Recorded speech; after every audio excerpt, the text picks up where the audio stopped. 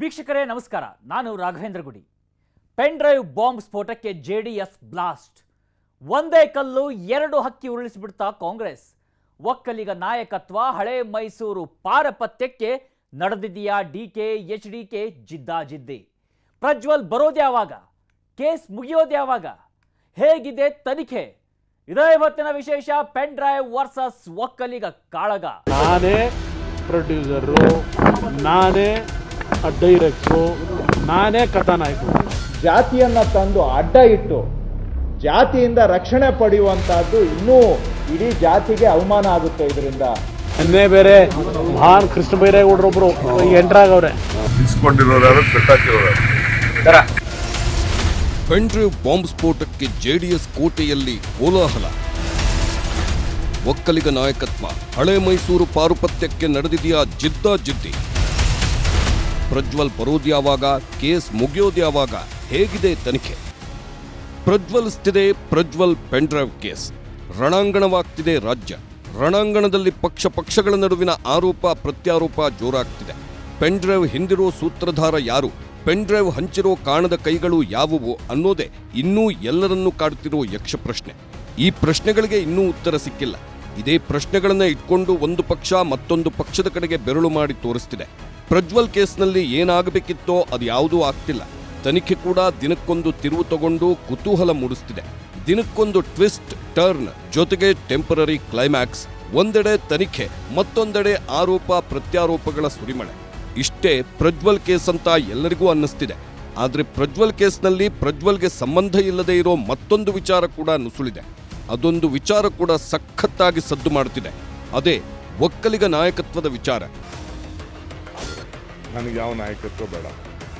ನನ್ನ ಕಾಂಗ್ರೆಸ್ ನಾಯಕನಾಗಿ ಈಗ ನನ್ನನ್ನು ಪಕ್ಷ 4 ವರ್ಷದಿಂದ ನನ್ನ ಆಯ್ಕೆ ಮಾಡಿ ಕಳಿಸಿದೆ. ನಾನು ಕಾಂಗ್ರೆಸ್ ಪಕ್ಷದ ಒಬ್ಬ ಅಧ್ಯಕ್ಷ. ಅದೇನೋ ಒಕ್ಕಲಿಗರ ನಾಯಕದ ಪೈಪೋಟಿ ಅಂತೆ. ಒಕ್ಕಲಿಗ ನಾಯಕ ಅಂತ ನಂಗೆ ಹೇಳ್ಸ್ಕೊಳಕ್ಕೂ ಇಷ್ಟ ಇಲ್ಲ. ನನಗೆ ಇವತ್ತು ಯಾವ ಮನುಷ್ಯ ಅವನು ಕೊಟ್ಟಿದ್ದಾನೋ ಗೊತ್ತಿಲ್ಲ. ಒಕ್ಕಲಿಗರನ್ನ ವಿಚಾರದಲ್ಲಿ ಇವಾಗ ನಾನು ಜಾತಿ ಆಧಾರಿತವಾಗಿ ಇವತ್ತೇನು ಹೇಳಿಕೆ ಕೊಟ್ಟಿದ್ದಾರೋ ಖಂಡನೀಯ. ಹುಟ್ಟಿದ್ದೀನಿ. ಅವರು ಹೇಳ್ಬಿಟ್ಟಿದಾರಲ್ಲ, ನಾನು ಒಕ್ಕಲಿಗನೇ ಅಲ್ಲ ಅಂತ ಅವರೇ ಹೇಳಿದ್ದಾರೆ. ನನಗೆ ಒಕ್ಕಲಿಗ ನಾಯಕತ್ವನೂ ಬೇಡ, ನಾನು ಒಕ್ಕಲಿಗನೇ ಅಲ್ಲ ಅಂತ ಹೇಳಿದ್ದಾರೆ. ಅವ್ರ ಸ್ಟೇಟ್ಮೆಂಟ್ ಹೇಳಿದ್ದಾರೆ. ಜಾತಿಯನ್ನು ತಂದು ಅಡ್ಡ ಇಟ್ಟು ಜಾತಿಯಿಂದ ರಕ್ಷಣೆ ಪಡೆಯುವಂತಹದ್ದು ಇನ್ನೂ ಇಡೀ ಜಾತಿಗೆ ಅವಮಾನ ಆಗುತ್ತೆ. ಇದರಿಂದ ಒಂದು ಬಾರಿ ಕೇಳಿಸ್ಕೊಳ್ಳಿ. ಇವರೆಲ್ಲರೂ ಹೇಳ್ತಾ ಇರೋ ಮಾತುಗಳನ್ನ ಗಮನ ಇಟ್ಟು ಒಂದು ಬಾರಿ ಕೇಳಿಸ್ಕೊಳ್ಳಿ. ಅವರ ಮಾತುಗಳಲ್ಲಿ ಹೈಲೈಟ್ ಆಗ್ತಾ ಇರೋ ಪದ ಯಾವುದು ಗೊತ್ತಾ? ಒಕ್ಕಲಿಗ.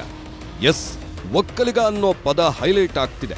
ಪ್ರಜ್ವಲ್ ಕೇಸ್ ವಿಚಾರದಲ್ಲಿ ರಿಯಾಕ್ಷನ್ ಕೊಡ್ತಿರೋ ನಾಯಕರು ಒಕ್ಕಲಿಗ ಅನ್ನೋ ಪದವನ್ನ ಪದೇ ಪದೇ ಪ್ರಸ್ತಾಪ ಮಾಡ್ತಾ ಇದ್ದಾರೆ. ಅಷ್ಟಕ್ಕೂ ಪ್ರಜ್ವಲ್ ಕೇಸ್ಗೂ ಮತ್ತು ಪ್ರಜ್ವಲ್ ಕೇಸ್ ಬಗ್ಗೆ ರಿಯಾಕ್ಷನ್ ಕೊಡ್ತಿರೋ ರಾಜಕೀಯ ನಾಯಕರು ಪ್ರಸ್ತಾಪ ಮಾಡ್ತಿರೋ ಒಕ್ಕಲಿಗ ಅನ್ನೋ ಪದಕ್ಕೂ ಏನಾದರೂ ಸಂಬಂಧ ಇದೆಯಾ? ಮೇಲ್ನೋಟಕ್ಕೆ ಏನೂ ಸಂಬಂಧ ಇಲ್ಲ ಅಂತ ಅನ್ನಿಸ್ಬೋದು. ಆದ್ರೆ ಸ್ವಲ್ಪ ರಾಜ್ಯ ರಾಜಕೀಯದಲ್ಲಿ ಒಳಹೊಕ್ಕು ನೋಡೋರಿಗೆ, ರಾಜಕೀಯದ ಮಜಲುಗಳನ್ನು ಸ್ವಲ್ಪ ಮಟ್ಟಿಗೆ ಅರ್ಥ ಮಾಡಿಕೊಂಡೋರಿಗೆ ಏನು ಸಂಬಂಧ ಅನ್ನೋದು ಸುಲಭವಾಗಿ ಅರ್ಥ ಆಗುತ್ತೆ.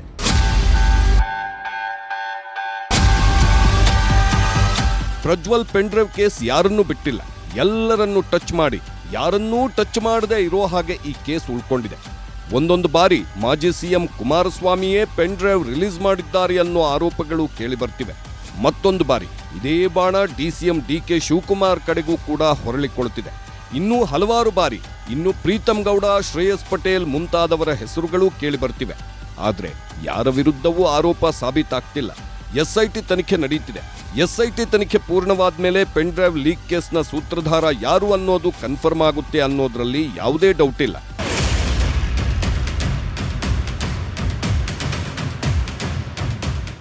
ಎಸ್, ಈಗ ಒಂದು ವಿಚಾರ ಇಟ್ಕೊಂಡು ನೋಡೋಣ. ಪೆನ್ ಡ್ರೈವ್ ಲೀಕ್ ಮಾಡಿದ್ದಾರೆ ಅನ್ನೋ ವಿಚಾರ ಯಾರ್ಯಾರನ್ನೋ ಕಾಡುತ್ತಿದೆ. ಕುಟುಂಬ ಕಲಹದ ಕಾರಣದಿಂದಾಗಿ ಮಾಜಿ CM HDK pen drive release ಮಾಡಿದ್ದಾರೆ ಅಂತ ಆರೋಪ ಇತ್ತು. ಆದರೆ ಅದು ಸುಳ್ಳು ಅಂತ ಎಚ್ಡಿಕೆ ಹಲವಾರು ಬಾರಿ ಪ್ರತ್ಯಕ್ಷವಾಗಿ ಮತ್ತು ಪರೋಕ್ಷವಾಗಿ ಹೇಳ್ಕೊಂಡಿದ್ದಾರೆ. ಇನ್ನು ಡಿಕೆ ಸಾಹೇಬ್ರೆ ಪೆನ್ ಡ್ರೈವ್ ಕೇಸ್ನ ರೂವಾರಿ ಅಂತ ಸ್ವತಃ ಎಚ್ಡಿಕೆ ದೂರಿತ್ತು. ಡಿಕೆಶಿಯನ್ನ ಇಂಡೈರೆಕ್ಟ್ ಆಗಿ ಪೆನ್ ಡ್ರೈವ್ ಹಿಂದಿನ ಮಹಾನಾಯಕ ಅಂತ ಪ್ರಸ್ತಾಪ ಮಾಡಿದ್ರು. ಪೆನ್ ಡ್ರೈವ್ ಹಿಂದಿನ ಸೂತ್ರಧಾರ ಡಿಕೆ ಅಂತ ಸಾಬೀತುಪಡಿಸೋಕೆ ಕೆಲವೊಂದು ಸಾಕ್ಷ್ಯಾಧಾರಗಳನ್ನು ಕೂಡ ಬಿಡುಗಡೆ ಮಾಡಿದ್ರು. ಆದ್ರೆ ಅದ್ಯಾವ ಸಾಕ್ಷಿಗಳು ಡಿಕೆಶಿಯೇ ಪೆನ್ ಡ್ರೈವ್ ಹಿಂದಿರೋ ಸೂತ್ರಧಾರ ಅಂತ ಗಟ್ಟಿ ಧ್ವನಿಯಲ್ಲಿ ಸಾಬೀತುಪಡಿಸೋದ್ರಲ್ಲಿ ವಿಫಲವಾದವು.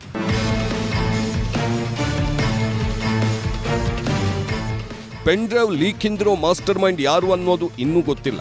ಆದರೆ ಡಿಕೆಶಿಯೇ ಪೆನ್ ಡ್ರೈವ್ ಸೂತ್ರಧಾರ ಅಂತ ಆರೋಪ ಮಾಡೋ ವ್ಯಕ್ತಿಗಳು ಕೆಲವೊಂದು ಸಾಕ್ಷಿ, ಆಧಾರ ಮತ್ತು ಅಭಿಪ್ರಾಯಗಳನ್ನು ಮುಂದಿಡ್ತಾರೆ. ಪೆನ್ ಡ್ರೈವ್ ರಿಲೀಸ್ ಮಾಡೋದ್ರಿಂದ ಒಕ್ಕಲಿಗ ನಾಯಕತ್ವಕ್ಕೆ ಸ್ಕೆಚ್ ಹಾಕಬಹುದು ಅನ್ನೋ ಕಾರಣಕ್ಕೆ ಡಿಕೆಶಿ ಈ ಪ್ಲಾನ್ ಮಾಡಿದ್ದಾರೆ ಅಂತ ಕೆಲವರು ಮಾತಾಡಿಕೊಳ್ಳುತ್ತಿದ್ದಾರೆ. ಕೆಲವು ಗಣ್ಯಾತಿಗಣ್ಯ ರಾಜಕೀಯ ವ್ಯಕ್ತಿಗಳು ಕೂಡ ಇದೇ ಆಯಾಮದಲ್ಲಿ ಮಾತಾಡಿ ಡಿಕೆಶಿಗೆ ಟಕ್ಕರ್ ಕೊಟ್ಟಿದ್ದಾರೆ. ಇಷ್ಟಕ್ಕೂ ಒಕ್ಕಲಿಗ ಕ್ಯಾಪ್ಟನ್ಶಿಪ್ ವಿಚಾರದಲ್ಲಿ ಪ್ರಜ್ವಲ್ ಕೇಸ್ ಬಳಕೆ ಆಗ್ತಾ ಇದೆಯಾ ಇಲ್ವಾ ಅನ್ನೋ ಪ್ರಶ್ನೆಗಳ ನಡುವೆ ಇಂಥದ್ದೊಂದು ಗಂಭೀರ ಆರೋಪ ಜೆಡಿಎಸ್ ಮತ್ತು ಕಾಂಗ್ರೆಸ್ ನಡುವೆ ಜಿದ್ದಾಜಿದ್ದಿ ಸೃಷ್ಟಿ ಮಾಡಿದೆ. ಇಲ್ಲಿ ಜೆಡಿಎಸ್ ಕಾಂಗ್ರೆಸ್ ಜಿದ್ದಾಜಿದ್ದಿ ಅಂದ್ರೆ ಪಕ್ಷಗಳ ಜಿದ್ದಾಜಿದ್ದಿ ಅಲ್ಲ, ಮಾಜಿ ಸಿಎಂ ಕುಮಾರಸ್ವಾಮಿ ಮತ್ತು ಡಿಸಿಎಂ ಡಿಕೆಶಿ ನಡುವಿನ ನೇರ ಜಿದ್ದಾಜಿದ್ದಿ. ಕುಮಾರಸ್ವಾಮಿ ಮತ್ತು ಡಿಕೆ ಶಿವಕುಮಾರ್ ಇವರಿಬ್ಬರು ರಾಜ್ಯ ರಾಜಕೀಯದ ಮದಗಜಗಳು. ಇವರಿಬ್ಬರ ರಾಜಕೀಯ ಜೀವನ ಆರಂಭವಾದಾಗಿನಿಂದ ಜಿದ್ದಾಜಿದ್ದಿ ಮುಂದುವರಿತಾನೇ ಇದೆ. ಈಗಲೂ ಕೂಡ ಇವರಿಬ್ಬರ ಕಾಳಗ ನಡೆದ್ರೆ ಇಡೀ ರಾಜ್ಯ ಬೆರಗಾಗುತ್ತೆ. ಇವರಿಬ್ಬರ ನಡುವೆ ನಡೀತಾ ಇರೋ ಕಾಳಗ ರಾಜಕೀಯ ಕಾಳಗ ಅಂತ ಒಂದು ಬಾರಿ ಅನ್ನಿಸಿದ್ರೆ ಮತ್ತೊಂದು ಆಂಗಲ್ನಲ್ಲಿ ಆ ಕಾಳಗ ಒಕ್ಕಲಿಗ ನಾಯಕತ್ವಕ್ಕೆ ನಡೆಯೋ ಕಾಳಗ ಅಂತಾನೇ ಬಿಂಬಿತವಾಗ್ತಿದೆ. ಇವರಿಬ್ಬರ ಕಾಳಗ ಜೆಡಿಎಸ್ ಮತ್ತು ಕಾಂಗ್ರೆಸ್ ನಡುವೆ ಹಣಾಹಣಿಯನ್ನೂ ಜೋರು ಮಾಡಿದೆ. ಒಕ್ಕಲಿಗ ನಾಯಕತ್ವ ವಿಚಾರ ಪ್ರಜ್ವಲ್ ಪೆನ್ ಡ್ರೈವ್ ವಿಚಾರದಲ್ಲಿ ನುಸುಳುಕೊಳ್ಳುತ್ತಿದೆ ಅನ್ನೋ ಆರೋಪ ಕೇಳಿ ಬರ್ತಿದೆ. ಒಂದೇ ಏಟಲ್ಲಿ 2 ಹಕ್ಕಿ ಹೊಡೆದ್ರ ಡಿಸಿಎಂ ಡಿಕೆಶಿ. ಹಳೆ ಮೈಸೂರು ಭಾಗದಲ್ಲಿ ಡಿಕೆಶಿ ಪಾರುಪತ್ಯಕ್ಕೆ ಸ್ಕೆಚ್. ಒಕ್ಕಲಿಗ ನಾಯಕತ್ವಕ್ಕೆ ಅಡ್ಡಿ ಇರದಿರಲು D K plan. Prajwal video leak ವಿಚಾರದಲ್ಲಿ ಆರೋಪಗಳು ಡಿಕೆಶಿಗೆ ಮೆತ್ಕೊಂಡಿದೆ. ಒಂದು ವೇಳೆ ಇದೇ ಆರೋಪ ನಿಜವಾದ್ರೆ ಒಂದೇ ಏಟಲ್ಲಿ ಡಿಕೆಶಿ 2 ಹಕ್ಕಿ ಹೊಡೆಯೋಕೆ ಟ್ರೈ ಮಾಡಿದ್ರೆ ಹಳೆ ಮೈಸೂರು ಭಾಗದಲ್ಲಿ ಪಾರುಪತ್ಯ ಸಾಧಿಸೋಕೆ ಡಿಕೆಶಿ ಮುಂದಾಗಿದ್ದಾರೆ. ತಮ್ಮ ಒಕ್ಕಲಿಗ ನಾಯಕತ್ವಕ್ಕೆ ಯಾವುದೇ ಅಡ್ಡಿ ಇರದಂತೆ ನೋಡಿಕೊಳ್ಳೋಕೆ ಡಿಕೆಶಿ ಪ್ಲಾನ್ ಮಾಡಿದ್ದಾರಾ ಅನ್ನೋ ಆರೋಪ ಮತ್ತು ಪ್ರಶ್ನೆಗಳು ಉದ್ಭವಿಸುತ್ತಿವೆ. ಹಳೆ ಮೈಸೂರು ಭಾಗದಲ್ಲಿ ಡಿಕೆಶಿ ಪ್ರಾಬಲ್ಯ ಹೇಗೆ ಸಾಧಿಸ್ತಾರೆ ಅಂತ ನಿಮಗೆ ಸಂದೇಹವಿದ್ರೆ ಆ ಸಂದೇಹಕ್ಕೂ ಮುನ್ನ ಹಳೆ ಮೈಸೂರು ರಾಜಕೀಯ ಹೇಗಿತ್ತು ಅನ್ನೋದನ್ನ ನೀವು ತಿಳ್ಕೋಬೇಕು. ಹಳೆ ಮೈಸೂರಿನ ಮೇಲೆ ಡಿಕೆಶಿ ಕಣ್ಣಿಡೋಕೆ ಹಲವಾರು ಕಾರಣಗಳಿವೆ. ಹಳೆ ಮೈಸೂರು ಭಾಗದಲ್ಲಿ ಒಕ್ಕಲಿಗರ ಸಂಖ್ಯೆ ಜಾಸ್ತಿ ಇದೆ. ಹಾಸನ, ಮಂಡ್ಯ, ಮೈಸೂರು ಭಾಗದಲ್ಲಿ ಒಕ್ಕಲಿಗರ ಪ್ರಾಬಲ್ಯವಿದೆ. ಒಂದು ವೇಳೆ ಡಿಕೆಶಿ ಒಕ್ಕಲಿಗ ನಾಯಕರಾದ್ರೆ ಹಳೆ ಮೈಸೂರು ಭಾಗ ಸಲೀಸಾಗಿ ಡಿಕೆಶಿ ಹಿಡಿತಕ್ಕೆ ಸಿಗುತ್ತೆ. ಆ ಭಾಗದಲ್ಲಿ ಪ್ರಬಲಗೊಂಡ್ರೆ ಡಿಕೆಶಿಗೆ ರಾಜಕೀಯ ಅಧಿಕಾರ ಸಲೀಸಾಗುತ್ತೆ ಅನ್ನೋದು ರಾಜಕೀಯ ಪಂಡಿತರ ಅಭಿಪ್ರಾಯ. ರಾಜಕೀಯದ ವಿಲನ್ ಅವ್ರಿಗೆ ಯಾರಾದರೂ ಇದ್ರೆ ಕುಮಾರಸ್ವಾಮಿನೇ. ಎಲ್ಲ ಸಿನಿಮಾಗಳಲ್ಲೂ ಒಬ್ನಿರ್ತಾನಂತಲ್ಲ, ನಿನ್ನ ನೋಡ್ತಾ ಇದ್ರೆ ನನಗೆ ಹಂಗೆ ಅನ್ಸುತ್ತೆ. ಹೀರೋನಾ ಅಲ್ಲ ವಿಲನ್. ಹೌದಾ? ನಮ್ಮ ಬ್ರದರ್ ಹೇಳಿದ್ರಾ? ಅಚ್ಚಾ ಅಚ್ಚಾ. ಎಲ್ಲ blackmail, king of blackmail. I am going alone. ವೇಳೆಯಲ್ಲೂ ನಡೆದಿತ್ತು ಒಕ್ಕಲಿಗ ಜಿದ್ದಾಜಿದ್ದಿ. ಪ್ರಜ್ವಲ್ ಕೇಸ್ನಲ್ಲಿ ಒಕ್ಕಲಿಗ ನಾಯಕತ್ವ ಅನ್ನೋದು ಆಗಾಗ ಕೇಳಿ ಬರ್ತಿದೆ. ಈ ಹಿಂದೆ ಲೋಕಸಭಾ ಚುನಾವಣಾ ಟೈಮಲ್ಲೂ ಕೂಡ ಒಕ್ಕಲಿಗ ನಾಯಕತ್ವ ಅನ್ನೋದು ದೊಡ್ಡ ಮಟ್ಟದಲ್ಲಿ ಕೇಳಿ ಬಂದಿತ್ತು. ಒಕ್ಕಲಿಗ ಮತಗಳನ್ನು ಇಟ್ಕೊಂಡು ಹಳೆ ಮೈಸೂರು ಭಾಗದ ಕೆಲವು ಕ್ಷೇತ್ರಗಳನ್ನು ಗೆಲ್ಲಬಹುದು ಅಂತ ಕಾಂಗ್ರೆಸ್ ದೋಸ್ತಿ ಪಕ್ಷಗಳು ಭಾವಿಸಿದ್ರು. ಚುನಾವಣಾ ಕ್ಯಾಂಪೇನ್ಗಳಲ್ಲಿ ಒಕ್ಕಲಿಗ ಅನ್ನೋ ಪದವನ್ನ ರಾಜಕೀಯ ನಾಯಕರು ಪ್ರಸ್ತಾಪ ಮಾಡಿದ್ರು. ನಿರ್ಮಲಾನಂದ ಶ್ರೀಗಳನ್ನು ಭೇಟಿಯಾಗುವುದರ ಮೂಲಕ ಒಕ್ಕಲಿಗ ಮತ ಬುಟ್ಟಿಗೆ ಕೈ ಹಾಕೋ ಕೆಲಸ ಮಾಡಲಾಯಿತು. ಅದು ಯಾವ ಮಟ್ಟಿಗೆ ಪರಿಣಾಮ ಬೀರಿದೆ ಅನ್ನೋದು ಎಲೆಕ್ಷನ್ ರಿಸಲ್ಟ್ ಬಂದ ಮೇಲಷ್ಟೇ ಗೊತ್ತಾಗುತ್ತೆ. ಮಿಸ್ಟರ್ ಕುಮಾರಸ್ವಾಮಿ ಹೇಳ್ತಾ ಇದ್ದೀನಿ, you will not win the parliament election. ಮುಂದಿನ ಜನರೇಷನ್ ನೀನು ಎಂಥ ಸುಳ್ಳುಗಾರ, ಎಂಥ ಮೋಸಗಾರ ಅನ್ನೋದನ್ನ ಅಸೆಂಬ್ಲಿಯಲ್ಲಿ ಮಾತಾಡೋಣ. ಡಿ.ಕೆ. ಶಿವಕುಮಾರ್ ಏನು ಒಕ್ಕಲಿಗ ಲೀಡರ್ ಏನಲ್ಲ. ಸನ್ಮಾನ್ಯ ಮುಖ್ಯಮಂತ್ರಿಗಳಿಗೆ ಈಗ ಅವರಿಗೆ ಒಕ್ಕಲಿಗರ ಬಗ್ಗೆ ತುಂಬ ಅಭಿಮಾನ ಕಾಣ್ತಾ ಇದೆ. ದೇವೇಗೌಡರಿಗೂ ಬಲ ತುಂಬಿದ್ವು ಹಳೆ ಮೈಸೂರಿನ ಒಕ್ಕಲಿಗ ಮತಗಳು. ಒಕ್ಕಲಿಗ ಜಿದ್ದಾಜಿದ್ದಿಗೆ ಒಂದು ಹಿಸ್ಟರಿ ಇದೆ. ಆ ಹಿಸ್ಟರಿ ದೇವೇಗೌಡರ ಕಾಲಕ್ಕೆ ಕರ್ಕೊಂಡು ಹೋಗುತ್ತೆ. ಹಳೆ ಮೈಸೂರಿನ ಭಾಗದಲ್ಲಿ ದೇವೇಗೌಡರು ಮತ್ತು ಅವರ ಫ್ಯಾಮಿಲಿಗೆ ಅತಿ ಹೆಚ್ಚು ಬಲ ಕೊಟ್ಟಿದ್ದೆ ಒಕ್ಕಲಿಗ ಮತಗಳು. ಅದು ಹೇಗೆ ನೋಡೋಣ ಬನ್ನಿ. ಹಳೆ ಮೈಸೂರು ಭಾಗದ ಒಕ್ಕಲಿಗ ಸಮುದಾಯ ತುಂಬಾ ಮುಖ್ಯ. 1994ರಲ್ಲಿ 115 ಸ್ಥಾನಗಳನ್ನು ಗೆಲ್ಲುವುದರ ಮೂಲಕ ಜೆಡಿಎಸ್ ಅನ್ನ ಎಚ್.ಡಿ. ದೇವೇಗೌಡ ಅಧಿಕಾರಕ್ಕೆ ತಂದಿದ್ರು. 115 ಸ್ಥಾನಗಳಲ್ಲಿ 43 ಮಂದಿ ಒಕ್ಕಲಿಗ ಪ್ರಾಬಲ್ಯವಿರೋ ಹಳೆ ಮೈಸೂರು ಭಾಗದವರು ಅನ್ನೋದು ವಿಶೇಷವಾಗಿತ್ತು. ಎಚ್.ಡಿ.ಕೆ 2006ರಲ್ಲಿ ಸಿಎಂ ಆಗಿದ್ದಾಗಲೂ ಹಳೆ ಮೈಸೂರು ಭಾಗದ 20 ಮಂದಿ ಶಾಸಕರು ಇವರ ಬೆಂಬಲಕ್ಕೆ ಇದ್ರು. 2018ರಲ್ಲಿ ಕುಮಾರಸ್ವಾಮಿ 2ನೇ ಬಾರಿಗೆ ಸಿಎಂ ಆಗಿದ್ದಾಗಲೂ ಕೂಡ ಹಳೆ ಮೈಸೂರು ಭಾಗದ ಜನಪ್ರತಿನಿಧಿಗಳ ಬೆಂಬಲ ಇತ್ತು. ಆಗ ಜೆಡಿಎಸ್ ಗೆದ್ದಿದ್ದ 37 ಶಾಸಕರ ಪೈಕಿ 20 ಶಾಸಕರು ಹಳೆ ಮೈಸೂರು ಭಾಗದವರಾಗಿದ್ದರು.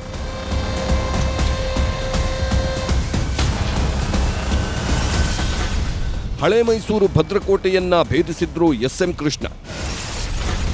ಆಗ ದೇವೇಗೌಡ ವರ್ಸಸ್ ಎಸ್.ಎಂ. ಕೃಷ್ಣ, ಈಗ ಎಚ್.ಡಿ.ಕೆ ವರ್ಸಸ್ ಡಿ.ಕೆ.ಶಿ. ನೋಡಿದ್ರಲ್ಲ, ದೇವೇಗೌಡರ ಕುಟುಂಬಕ್ಕೆ ಒಕ್ಕಲಿಗ ಪ್ರಾಬಲ್ಯ ಇರೋ ಹಳೆ ಮೈಸೂರು ಎಷ್ಟೊಂದು ಇಂಪಾರ್ಟೆಂಟ್ ಅಂತ. ಹಳೆ ಮೈಸೂರು ಮುಖ್ಯವಾಗಿರೋ ಕಾರಣದಿಂದ ಅದನ್ನ ಉಳಿಸ್ಕೊಳ್ಳೋಕೆ ಜೆಡಿಎಸ್ ಒದ್ದಾಡ್ತಿದೆ. 1999ರಲ್ಲೂ ಕೂಡ ಇಂಥದ್ದೇ ಒಂದು ಘಟನೆ ನಡೆದಿತ್ತು. ಹಳೆ ಮೈಸೂರು ತಮ್ಮ ಕೋಟೆ ಅಂತ ಮೆರೆದಾಡುತ್ತಿದ್ದ ಜೆಡಿಎಸ್ಗೆ ಟಕ್ಕರ್ ಕೊಟ್ಟಿದ್ರು ಎಸ್.ಎಂ. ಕೃಷ್ಣ. ಅವರು ಕೂಡ ಒಕ್ಕಲಿಗ ಸಮುದಾಯಕ್ಕೆ ಸೇರಿದವರಾಗಿದ್ದ ಕಾರಣ ಜೆಡಿಎಸ್ ಕಕ್ಕಾಬಿಕ್ಕಿಯಾಗಿತ್ತು. ಜೆಡಿಎಸ್ ಕೋಟೆ ಪುಡಿಪುಡಿಯಾಗಿತ್ತು. ಆಗಿನ ಕಾಂಗ್ರೆಸ್ ಜಿದ್ದಾಜಿದ್ದಿ ಈಗಲೂ ಮುಂದುವರೆದಿದೆ. 2018ರಲ್ಲಿ ಕಾಂಗ್ರೆಸ್ ಮತ್ತು ಜೆಡಿಎಸ್ ದೋಸ್ತಿ ಸರ್ಕಾರ ಮಾಡಿಕೊಂಡಿತ್ತು ಅನ್ನೋದನ್ನ ಬಿಟ್ರೆ ಅಲ್ಲಿಂದ ಇಲ್ಲಿವರೆಗೆ ಎರಡೂ ಪಕ್ಷಗಳ ನಡುವೆ ಮಹಾಕದನ ನಡೆಯುತ್ತಿದೆ. ಆಗಲೂ ಕೂಡ ಒಕ್ಕಲಿಗ ನಾಯಕತ್ವಕ್ಕೆ ದೇವೇಗೌಡ ಮತ್ತು ಕೃಷ್ಣ ನಡುವೆ ಕಾಳಗ ನಡೆಯುತ್ತಿತ್ತು. ಈಗ ಪಾತ್ರಗಳು ಬದಲಾಗಿವೆ. ಅವರ ಜಾಗದಲ್ಲಿ ಕುಮಾರಸ್ವಾಮಿ ಮತ್ತು ಡಿ.ಕೆ. ಶಿವಕುಮಾರ್ ಕಾಣಿಸಿಕೊಳ್ಳುತ್ತಿದ್ದಾರೆ. ನನಗೆ ಯಾವ ನಾಯಕತ್ವವೂ ಬೇಡ ಅಂತಿದ್ದಾರೆ ಡಿ.ಕೆ.ಶಿ. ಒಕ್ಕಲಿಗ ನಾಯಕತ್ವ ವಿಚಾರ ಬಂದಾಗ ರಾಜ್ಯದ ಎಲ್ಲಾ ಪಕ್ಷಗಳಲ್ಲಿನ ಬಿಜೆಪಿ ನಾಯಕರು ತಮ್ಮದೇ ಪ್ರತಿಕ್ರಿಯೆ ನೀಡುತ್ತಾರೆ. ಡಿ.ಕೆ.ಶಿ ಒಕ್ಕಲಿಗ ನಾಯಕರಾಗೋಕೆ ಯತ್ನಿಸ್ತಾ ಇದ್ದಾರಾ ಅನ್ನೋ ಪ್ರಶ್ನೆಗೆ ಸ್ವತಃ ಉತ್ತರ ನೀಡಿರೋ ಡಿ.ಕೆ.ಶಿ ನನಗೆ ಯಾವ ನಾಯಕತ್ವನೂ ಬೇಡ ಅಂದಿದ್ದಾರೆ. ಯಾರೂ ಒಕ್ಕಲಿಗ ನಾಯಕರಿಲ್ಲ ಅಂತ ವಿಪಕ್ಷ ನಾಯಕ ಅಶೋಕ್ ಆಗಾಗ ಡಿ.ಕೆ.ಶಿಗೆ ಟಕ್ಕರ್ ಕೊಡ್ತಾರೆ. ಅವರು ಹೇಳ್ಬಿಟ್ಟಿದಾರಲ್ಲ, ನಾನು ಒಕ್ಕಲಿಗನೇ ಅಲ್ಲ ಅಂತ ಅವರೇ ಹೇಳಿದ್ದಾರೆ. ಡಿ.ಕೆ. ಶಿವಕುಮಾರ್ ನನಗೆ ಒಕ್ಕಲಿಗ ನಾಯಕತ್ವನು ಬೇಡ, ನಾನು ಒಕ್ಕಲಿಗನೇ ಅಲ್ಲ ಅಂತ ಹೇಳಿದ್ದಾರೆ. ಅವ್ರ ಸ್ಟೇಟ್ಮೆಂಟ್ ಹೇಳಿದ್ದಾರೆ. ಒಟ್ನಲ್ಲಿ ಇದೊಂದು ಮುಗಿಯದ ಕದನ. ರಾಜಕೀಯ, ಚುನಾವಣೆ ಎಷ್ಟು ದಿನ ಇರುತ್ತೋ ಅಷ್ಟು ದಿನಗಳವರೆಗೂ ಈ ಕದನ ಮುಂದುವರಿಯುತ್ತಲೇ ಇರುತ್ತೆ ಅನ್ನೋದು ಅಕ್ಷರಶಃ ಸತ್ಯ. ಯಾರು ಏನೇ ಹೇಳಿದ್ರೂ ಅಧಿಕೃತವಾಗಿ ಅಥವಾ ಅನಧಿಕೃತವಾಗಿ ಒಕ್ಕಲಿಗ ನಾಯಕ ಅಂತ ಯಾರಾದರೂ ಒಬ್ಬರು ಬಿಂಬಿಸಲ್ಪಡ್ತಾರೆ. ಕಾಲಕಾಲಕ್ಕೆ ತಕ್ಕಂತೆ ಅವರು ಬದಲಾಗ್ತಾರೆ. ಈಗ ಸದ್ಯಕ್ಕೆ ಒಕ್ಕಲಿಗ ಕ್ಯಾಪ್ಟನ್ ರೇಸ್ನಲ್ಲಿ ಡಿ.ಕೆ. ಶಿವಕುಮಾರ್ ಮುಂದಿದ್ದಾರೆ. ಹೌದು ಅಂತಿದೆ ಇತ್ತೀಚಿನ ಬೆಳವಣಿಗೆ. ಹೌದು, ಪ್ರಜ್ವಲ್ ಪೆಂಡ್ರೈವ್ ವಿಚಾರದಲ್ಲಿ ಡಿ.ಕೆ. ಶಿವಕುಮಾರ್ ವಿರುದ್ಧ ಕೆಲವೊಂದು ಆರೋಪಗಳು ಕೇಳಿಬಂದವು. ಆ ಆರೋಪಗಳಿಗೆ ತಮ್ಮದೇ ಆದ ರೀತಿಯಲ್ಲಿ ಡಿ.ಕೆ.ಶಿ ಉತ್ತರ ಕೊಟ್ಟಿದ್ರು. ಆದರೆ ಈಗ ಅದೇ ವಿಚಾರವಾಗಿ ಡಿ.ಕೆ.ಶಿ ಪರವಾಗಿ ಒಕ್ಕಲಿಗ ಸಚಿವರು ಮತ್ತು ಶಾಸಕರು ಬ್ಯಾಟಿಂಗ್ ಮಾಡ್ತಾ ಇದ್ದಾರೆ. ಬುಧವಾರ ಸುದ್ದಿಗೋಷ್ಠಿ ನಡೆಸಿರುವ ಸಚಿವರಾದ ಚಲುವರಾಯಸ್ವಾಮಿ, ಕೃಷ್ಣ ಬೈರೇಗೌಡ ಮುಂತಾದವರು ಜೆಡಿಎಸ್ ಮತ್ತು ಕುಮಾರಸ್ವಾಮಿ ವಿರುದ್ಧ ಹರಿಹಾಯ್ದಿದ್ದಾರೆ. ಜಾತಿಯನ್ನ ತಂದು ಅಡ್ಡ ಇಟ್ಟು ಜಾತಿಯಿಂದ ರಕ್ಷಣೆ ಪಡೆಯುವಂತಹದ್ದು ಇನ್ನೂ ಇಡೀ ಜಾತಿಗೆ ಅವಮಾನ ಆಗುತ್ತೆ. ಇದರಿಂದ ಯಾರೋ ಒಬ್ಬ ವ್ಯಕ್ತಿ ತಪ್ಪು ಮಾಡಿದ್ರೆ ಹಾಗಾದ್ರೆ ಅವರು ಒಂದು ಜಾತಿಗೆ ಸೇರಿದವರು ಅಂತ ಇಡೀ ಜಾತಿಯವರು ತಲೆ ತಗ್ಗಿಸ್ಬೇಕಾ? ಈ ಸಂದರ್ಭದಲ್ಲಿ ಒಂದು ಜಾತಿಯನ್ನ ತಂದು ಅಡ್ಡ ಇಡೋದಿದೆಯಲ್ಲ, ಇದು ಇಡೀ ಆ ಸಮಾಜಕ್ಕೆ ಮಾಡ್ತಕ್ಕಂಥ ಅವಮಾನ ಅನ್ನೋದನ್ನು ನಾವು ಅರ್ಥ ಮಾಡ್ಕೋಬೇಕು. ಒಕ್ಕಲಿಗ ಸಚಿವರು ಮತ್ತು ಶಾಸಕರು ಡಿ.ಕೆ.ಶಿ ಪರ ಬ್ಯಾಟಿಂಗ್ ಮಾಡ್ತಾ ಇರುವುದಕ್ಕೆ ಎಚ್.ಡಿ.ಕೆ ಕಿಡಿಕಾರಿದ್ದಾರೆ. ಒಕ್ಕಲಿಗ ನಾಯಕರು ಒಟ್ಟಿಗೆ ಸೇರಿದ್ದಾರೆ. ಒಕ್ಕಲಿಗರನ್ನ ಬಿಟ್ಟು ನನ್ನ ಮೇಲೆ ಅಟ್ಯಾಕ್ ಮಾಡುತ್ತಿದ್ದಾರೆ. ಈ ಸ್ಟ್ರಾಟಜಿಗಳಿಗೆ ನಾನು ಬೆದರೋದಿಲ್ಲ ಅಂತ ಆಕ್ರೋಶ ವ್ಯಕ್ತಪಡಿಸಿದ್ದಾರೆ. ಬೇರೆ ಮಹಾನ್ ಕೃಷ್ಣ ಬೈರೇಗೌಡರೊಬ್ರು ಎಂಟ್ರಾಗವ್ರೆ. ಕೃಷ್ಣ ಬೈರೇಗೌಡರು, ಇನ್ನೊಂದು ಮಂಡ್ಯ ಲೀಡರು, ಅಲ್ಲಿದ್ದ ರಾಮಲಿಂಗ ರೆಡ್ಡಿ ಅವರು, ಸುಧಾಕರ್ ಅವರು ಎಲ್ಲ ಒಕ್ಕಲಿಗ ಸಮಾಜದ ಮಂತ್ರಿಗಳೇ ಸೇರಿದ್ದಾರಲ್ವೇ. ಹಿಂದೇನು ಇದೇ ರೀತಿ ನಾನು ಈ ಭ್ರಷ್ಟಾಚಾರದ ವಿರುದ್ಧ ಹೋರಾಟ ಮಾಡಕ್ ಹೋದಾಗ ಆಗ ನಮ್ಮ ಈಗಿನ ಸ್ನೇಹಿತರು ಬಿಜೆಪಿ ಸರ್ಕಾರ ಇತ್ತಲ್ಲ, ಆಗಲೂ ಬರೀ ಒಕ್ಕಲಿಗರನ್ನೇ ನನ್ನ ಮೇಲೆ ಅಟ್ಯಾಕ್ ಮಾಡೋರು. ಅದೇ ಸ್ಟ್ರಾಟಜಿ ಇವ್ರು ಶುರು ಮಾಡೋದು. ಪ್ರಜ್ವಲ್ ಪೆಂಡ್ರೈವ್ ಕೇಸಲ್ಲಿ ಪ್ರತಿಕ್ರಿಯೆ ನೀಡಿದ್ದ ಡಿ.ಕೆ. ಶಿವಕುಮಾರ್ ಪೆಂಡ್ರೈವ್ ಕೇಸ್ಗೆ ಕಥಾನಾಯಕ, ನಿರ್ದೇಶಕ, ನಿರ್ಮಾಪಕ ಎಚ್.ಡಿ.ಕೆ ಅಂತ ವ್ಯಂಗ್ಯವಾಡಿದ್ರು. ಡಿ.ಕೆ.ಶಿ ಹೇಳಿಕೆಗೆ ಪ್ರತಿಕ್ರಿಯೆ ನೀಡಿದ್ದ ಎಚ್.ಡಿ.ಕೆ, ನಾನೇ ಕಥಾನಾಯಕ, ನಾನೇ ಪ್ರೊಡ್ಯೂಸರ್, ನನ್ನನ್ನ ಕಥಾನಾಯಕ ಮಾಡಿದ್ದಕ್ಕೆ ಖುಷಿ ಇದೆ ಅಂತ ತಿರುಗೇಟು ನೀಡಿದ್ರು. ನಾನೇ ಪ್ರೊಡ್ಯೂಸರು, ನಾನೇ ಡೈರೆಕ್ಟ್ರು, ನಾನೇ ಕಥಾನಾಯಕರು. ಏಕೆಂದ್ರೆ ಬಹುಶಃ ಯಾವುದೋ ಒಂದು ಮಲಯಾಳಿ ಪಿಕ್ಚರ್ ಬಂತಲ್ಲ, ರವಿಚಂದ್ರನ್ ಮಾಡಿರೋದು ಕನ್ನಡದಲ್ಲಿ, ಈ ತರದ್ದು ಸ್ಟೋರಿಗಳು ಸಿನಿಮಾದಲ್ಲಿ ಬಂದ್ಬಿಟ್ಟಿದ್ದಾವೆ. ಇಂಥ ಸ್ಟೋರಿಗಳಿಗೆ ಕಥಾನಾಯಕನೂ ಬೇಕಲ್ಲ. ಒಬ್ಬ ಕಥಾನಾಯಕನ ನನ್ನನ್ನು ಮಾಡ್ಕೊಂಡವ್ರಲ್ವಾ ಶಿವಕುಮಾರ್ ಅವರು. ಸಂತೋಷ, ಕಥಾನಾಯಕನಾಗಿ ಅಕ್ಸೆಪ್ಟ್ ಮಾಡ್ಕೊಂಡವ್ರೆ, ಇರ್ಲಿ ಬನ್ನಿ. ಒಕ್ಕಲಿಗ ನಾಯಕತ್ವ ವಿಚಾರ ಸಾಕಷ್ಟು ಸದ್ದು ಮಾಡುತ್ತಿದೆ. ಪ್ರಜ್ವಲ್ ಇರೋದೆಲ್ಲಿ, ಬರೋದ್ಯಾವಾಗ ಅನ್ನೋ ಪ್ರಶ್ನೆಗಳ ನಡುವೆ ಈ ಪ್ರಶ್ನೆಗೆ ಕೂಡ ಉತ್ತರ ಹುಡುಕೋದಕ್ಕೆ ಕೆಲವು ನಾಯಕರು ಮುಂದಾಗಿದ್ದಾರೆ. ನಿಜವಾದ ಒಕ್ಕಲಿಗ ನಾಯಕ ಯಾರು ಅನ್ನೋದನ್ನ ಮುಂದಿನ ದಿನಗಳ ರಾಜಕೀಯ ಸನ್ನಿವೇಶಗಳು ನಿರ್ಧಾರ ಮಾಡುತ್ತವೆ.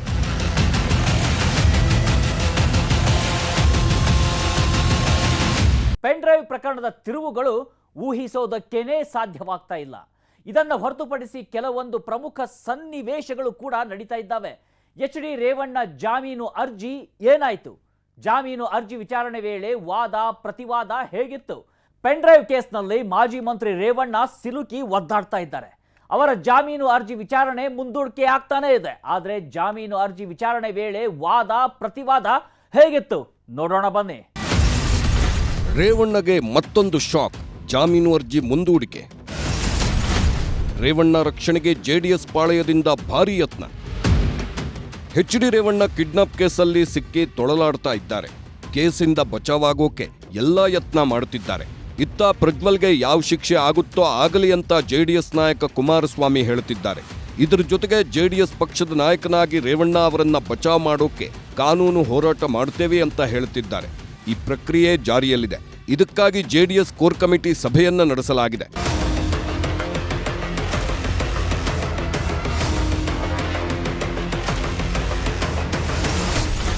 ಸಮಸ್ಯೆಯನ್ನ ಏಕಾಂಗಿಯಾಗಿ ಎದುರಿಸುತ್ತೇನೆ ಎಂದ HDK. Yes, JDS core committee ಸಭೆ ನಡೆಸಿರೋ ಎಚ್ಡಿಕೆ ಪ್ರಜ್ವಲ್ ಪ್ರಕರಣದ ಬಗ್ಗೆ ಸಮಾಲೋಚನೆ ನಡೆಸಿದ್ದಾರೆ. ಈ ಸಭೆಯಲ್ಲಿ ಮುಂದಿನ ಹೋರಾಟದ ರೂಪುರೇಷೆ ಚರ್ಚೆ ಮಾಡಲಾಗಿದೆ.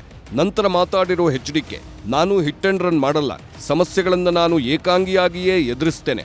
ಉಪ್ಪು ತಿಂದವನು ನೀರು ಕುಡಿಯಲೇಬೇಕು ಎಂಬ ಹೇಳಿಕೆಗೆ ಈಗಲೂ ಬದ್ಧ. ಪೆನ್ ಡ್ರೈವ್ ಪ್ರಕರಣದಲ್ಲಿ ಎಂಥ ದೊಡ್ಡ ಪ್ರಭಾವಿ ವ್ಯಕ್ತಿಯಾದರೂ ಶಿಕ್ಷೆ ಆಗಲಿ, ಈ ಬಗ್ಗೆ ಬೇರೆಯವರಿಗಿಂತ ಹೆಚ್ಚು ದನಿ ಎತ್ತೋಕೆ ನಾನು ಬದ್ಧ ಅಂದಿದ್ದಾರೆ.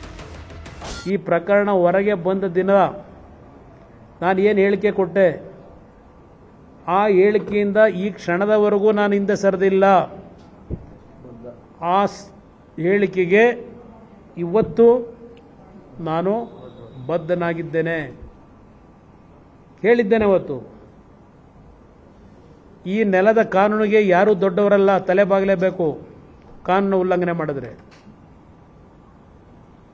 ತಪ್ಪು ಮಾಡಿದವನು ಉಪ್ಪು ತಿಂದವನು ನೀರು ಕುಡಿಲೇಬೇಕು. ಎಚ್ ಡಿ ರೇವಣ್ಣ ಕೂಡ ಕೇಸಿಂದ ಬಚಾವಾಗೋಕೆ ಹೋರಾಡುತ್ತಿದ್ದಾರೆ. ಜಾಮೀನಿಗಾಗಿ ಎಚ್ ಡಿ ರೇವಣ್ಣ ಸಲ್ಲಿಸಿದ್ದ ಅರ್ಜಿ ಗುರುವಾರ ವಿಚಾರಣೆ ನಡೆಯಿತು. ಅರ್ಜಿ ವಿಚಾರಣೆಯನ್ನ ಮುಂದೂಡಲಾಗಿದೆ. ಅರ್ಜಿ ವಿಚಾರಣೆ ವೇಳೆ ಯಾವ ಥರ ವಾದ ಪ್ರತಿವಾದ ಇತ್ತು ಇಲ್ಲಿ ನೋಡಿ. ನನಗೆ ಎಷ್ಟೇ ಪ್ರಾಸಿಕ್ಯೂಟರ್ ಬಂದರೂ ಸಮಸ್ಯೆ ಇಲ್ಲ. ವಿಕ್ಟಿಮ್ ಬಗ್ಗೆ SIT ಎಲ್ಲಿಯೂ ಹೇಳಿಲ್ಲ. ಆಕೆಗೆ ಹಲ್ಲೆ ಆಗಿದ್ಯಾ, ಆಕೆಯ ವಿರುದ್ಧ ಬಲವಂತ ಆಗಿದ್ಯಾ, ಈ ಬಗ್ಗೆ SIT ಎಲ್ಲೂ ಹೇಳಿಲ್ಲ. 364A ರೇವಣ್ಣ ವಿರುದ್ಧ ಹಾಕಲಾಗಿದ್ದು, ಯಾರು ಅಪಹರಣ ಮಾಡ್ತಾರೆ, ಕೊಲೆ ಅಥವಾ ಜೀವಹಾನಿ ಮಾಡಲು ಯತ್ನಿಸ್ತಾರೆ ಅವರ ಮೇಲೆ ಕೇಸ್ ಹಾಕಲಾಗುತ್ತೆ. ಆದರೆ ನಮ್ಮ ಕಕ್ಷಿದಾರರು ಆ ಥರ ಮಾಡಿಲ್ಲ. ಸಂತ್ರಸ್ತೆಯನ್ನ ಕರ್ಕೊಂಡು ಬಂದ ವ್ಯಕ್ತಿ ರೇವಣ್ಣ ಸಾಹೇಬ್ರು ಹೇಳ್ತಾರೆ ಕರ್ಕೊಂಡು ಬಾ ಅಂತ ಹೇಳ್ತಾನೆ ಅನ್ನೋದು ದೂರಿನಲ್ಲಿದೆ. ರೇವಣ್ಣ ವಿರುದ್ಧ ಹಾಕಿರೋ ಸೆಕ್ಷನ್ ಸಂಪೂರ್ಣ ತಪ್ಪು. ಈ ಕೇಸ್ ಸಂಪೂರ್ಣ ರಾಜಕೀಯ. 65 ಸೆಕ್ಷನ್ ಅಡಿ ಕೇಸ್ ಹಾಕಿದ್ದಾರೆ. ಅದು ಬಳಸಲು ಬರೋದಿಲ್ಲ. ಅವರು ಕರೆದಿದ್ದಾರೆ, ಇವರು ಹೋಗಿದ್ದಾರೆ. ಕಿಡ್ನ್ಯಾಪ್ ಎಲ್ಲಿ ಇಲ್ಲಿ? ಯಾವುದೇ ಪೂರಕ ಅಂಶಗಳಿಲ್ಲದೆ ಹೇಗೆ 364 ಸೆಕ್ಷನ್ ಹಾಕಿದ್ರು? ಇದು ರಾಜಕೀಯವಲ್ವೇ? ರಾತ್ರಿ ವೇಳೆಯಲ್ಲಿ ನಾನ್ ಬೇಲೆಬಲ್ ಕೇಸ್ ಹಾಕ್ತಾರೆ ಅಂದ್ರೆ ಅದರ ಅರ್ಥ ಏನು? ರೇವಣ್ಣಗೆ ಜಾಮೀನು ನೀಡಬೇಕು. ಅದರಲ್ಲಿ ಅಪಹರಣವೂ ಇಲ್ಲ, ಬಲವಂತವೂ ಇಲ್ಲ. ಇವರು ಆರೋಪಿ ಮಗನ ಮೇಲಿರೋ ಅತ್ಯಾಚಾರ ಕೇಸ್ನ ಸಂತ್ರಸ್ತೆ. 28ನೇ ತಾರೀಕು ಸಂತ್ರಸ್ತೆಯನ್ನು ಕರೆದುಕೊಂಡು ಹೋದ ಬಳಿಕ ಮಾಹಿತಿ ಇರಲಿಲ್ಲ. ಆ 2 ದಿನದ ಬಳಿಕ ಸಂತ್ರಸ್ತೆಯ ಮಗನಿಂದ ದೂರು ದಾಖಲಾಯಿತು. ಈ ಕಂಪ್ಲೇಂಟ್ ಸ್ಪಷ್ಟವಾಗಿ ಹೇಳುತ್ತೆ, ಬಲವಂತವಾಗಿ ಕರೆದೊಯ್ದು ಬೆದರಿಕೆ ಹಾಕಲಾಗಿದೆ. ನಂತರ ಮಹಿಳೆಯನ್ನ 30 ಕಿಲೋಮೀಟರ್ ದೂರದಲ್ಲಿ ಪತ್ತೆ ಮಾಡಲಾಗುತ್ತೆ. ಆಕೆ ಆರೋಪಿಗಳಿರೋ ಜಾಗದಲ್ಲಿ ಪತ್ತೆಯಾಗುತ್ತಾಳೆ. ಹೆಲ್ಪ್ಲೈನ್ ಶುರು ಮಾಡಿದ ಬಳಿಕ ತುಂಬಾ ಜನ ಸಂಪರ್ಕಿಸಿದ್ದಾರೆ. ನನ್ನ ತಾಯಿಯನ್ನ ಬಲವಂತವಾಗಿ ಕರೆದೊಯ್ಯಲಾಗಿದೆ, ಆಕೆಯ ಜೀವಕ್ಕೆ ಅಪಾಯವಿದೆ ಎಂದು ದೂರಿನಲ್ಲಿ ಸಂತ್ರಸ್ತೆಯ ಮಗ ಉಲ್ಲೇಖ ಮಾಡಿದ್ದಾನೆ. ಇಂತಹ ಪ್ರಕರಣದಲ್ಲಿ ಜಾಮೀನು ನೀಡಬಾರದು, ಜೀವಾವಧಿ ಮರಣದಂಡನೆ ವಿಧಿಸುವ ಅಪರಾಧವಿದು. ಇನ್ನು ಸಾಕಷ್ಟು ಸಂತ್ರಸ್ತೆಯರಿದ್ದಾರೆ. ಆರೋಪಿ ಪ್ರಭಾವಿ ಆಗಿರುವುದರಿಂದ ಸಾಕ್ಷಿಗಳ ಮೇಲೆ ಪ್ರಭಾವ ಬೀರುವ ಸಾಧ್ಯತೆ ಇದೆ.